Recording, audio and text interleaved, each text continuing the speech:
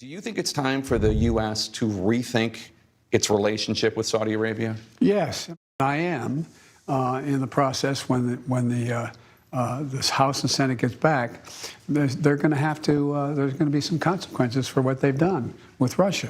What kind of consequences? Menendez says suspend all arms sales. Is that something you'd consider? I'm not going to get into what I'd consider and what I have in mind, but there will be consequences. OPEC's oil production cuts is the latest development in the global energy crisis that's drawing criticisms from governments around the world, including the U.S. Today, I'm going to talk about why the cuts were made and if President Biden engaged in a quid pro quo with Saudi Arabia in an effort to help him out before the midterm elections next month. I'm Michele Carroll. Welcome to the News Diet. A couple weeks ago, I talked about the ongoing global oil crisis. In it, I discussed how the Russia-Ukraine war has created a bit of a mess for the world's energy supply, and how the recent decision by OPEC to cut oil production has just added tensions to the situation. By now, you may know that Russia-Ukraine conflict has created a stark geopolitical divide between those who staunchly disagree with Russia's continued invasion of Ukraine, namely Western countries, and those who either side with Russia here or at least haven't taken an official stance either way. Many countries around the world have imposed harsh sanctions against Russia, deeply affecting its economy and also political standing in the world. Governments and also hundreds, if not thousands, of private companies have pulled business from Russia or imposed bans or restrictions on relations with them. Sure, this has sent a very unified and clear message of condemnation.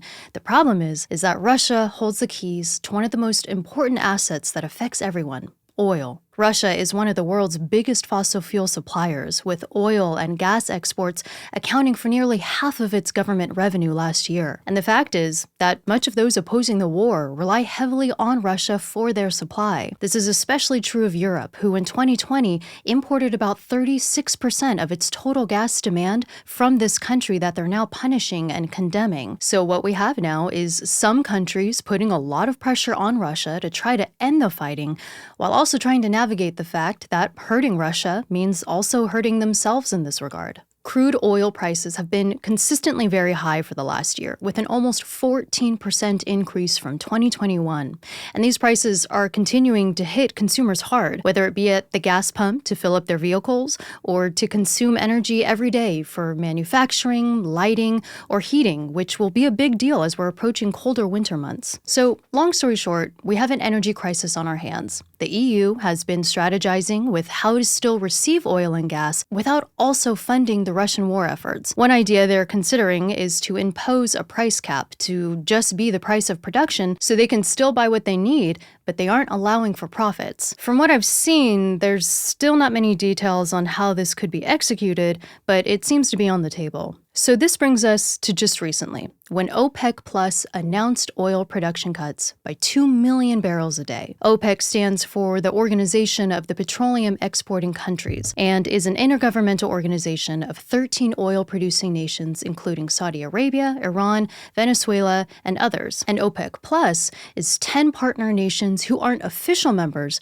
but engage in oil production decisions with OPEC. Russia is one of these 10 nations. In general, this group makes decisions regarding the oil market, so things like cutting or opening up production based on global demands. As you can imagine, their announcement to cut production has been an added stress to those already battling high prices. Also, this decision undercuts the efforts to get Russian prices down because they now have the justification of just following the OPEC decision. Here, I'm going to focus on the disapproval from the U.S. and President Biden's response, because this is where some are questioning his approach and even wondering if he engaged in a quid pro quo with the Saudis. Publicly, Biden denounced the decision and said there would be unspecified consequences for Saudi Arabia, who's a core member of OPEC. He also said he'd be reviewing the U.S. relationship with them, which is interesting considering he made a trip there just a few months ago in an effort to strengthen ties. But what is especially interesting is the recent discovery that Biden had asked the Saudis to delay their production cuts for 1 month, which coincidentally would be until just right after the midterm elections. Saudi Arabia even admitted to the request,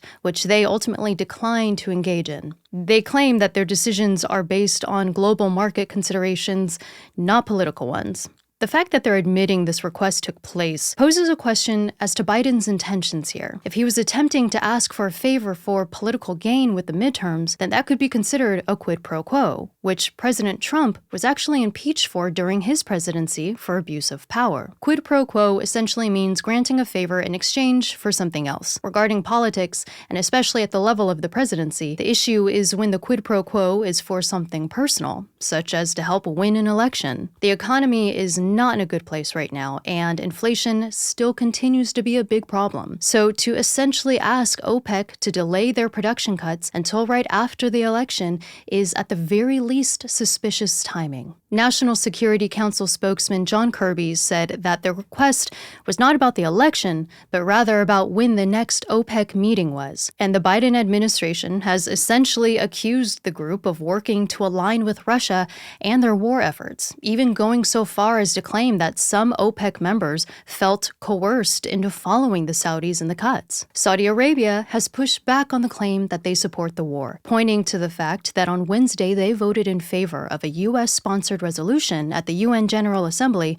that condemned Russia's supposed annexation of Ukrainian territory. They also rejected the claims that it was entirely their decision, claiming that the cuts were based on member consensus. You've just been informed, so now it's time to get on with your day.